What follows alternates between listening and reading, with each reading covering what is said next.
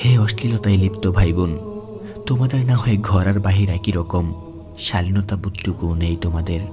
কিন্তু যাদের চোখ নামিয়ে চলতে হয় তাদের খুব কষ্ট হয়। রাস্তাঘাটে এই পশুর মতো কাজগুলো দেখতে তাদের খুবই খারাপ লাগে, তারা বিব্রত বোধ করেন। বিশ্বাস করো, যারা তাদের পছন্দের রাজকুমারীদের শুধুমাত্র আল্লাহর খুশির জন্য বিদায় দিয়ে এসেছে, তাদের ভীষণ বিরক্ত বোধ হয়। এই অসহায়দের প্রতি তাকিয়ে হলেও প্রকাশ্যে এসব ভালোবাসা নামক বেহায়াপনা বন্ধ করো। আমি নিজেই গুনাহগার, কিন্তু এই জনপদে অনেক ভালো মানুষ আছেন যাদের ফেসবুক আইডি নেই, কোনো রকম টেনে টুনে সংসার চালাচ্ছে, জীর্ণ শীর্ণ কাপড় পরে চলে, দেখলে কেউ সালামও দেয় না, বসার জন্য চেয়ারটাও এগিয়ে দেয় না। কিন্তু ভিতরে ভেতরে আল্লাহর সাথে অনেক উঁচু লেভেলের সম্পর্ক রেখে চলেন তারা। আল্লাহর কাছে দোয়া করা মাত্রই আল্লাহ তা কবুল করে নেন।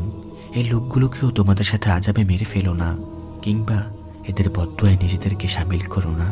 ভুলে যেও না, তোমাদেরকেও একদিন মরতে হবে, না চাইলেও একদিন বিদায় নিতে হবে এই ধোঁকা ভরা পৃথিবী থেকে। সেখানে থাকবে না কোনো শয়তানি ধোঁকা, থাকবে শুধুই আগুন। তুমি তো নিজের চোখে দেখেছ তোমার কত বন্ধু মারা গিয়েছে, একসাথে একটা সময় খেলেছ, স্কুলে গিয়েছ সেই ছোটবেলায়, তোমার মতোই মজা ঠাট্টা করত। আজ সে নেই, কি করছে সে কবরের জীবনে? তার জায়গায় তো তুমিও থাকতে পারতে।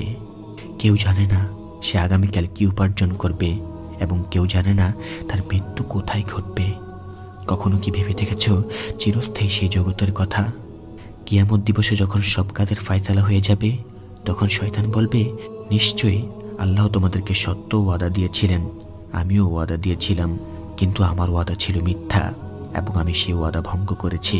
তোমাদের উপর আমার কোনো কর্তৃত্ব ছিল না, আমি শুধুমাত্র তোমাদেরকে ডেকেছিলাম আর তোমরা আমার ডাকে সাড়া দিয়েছিলে।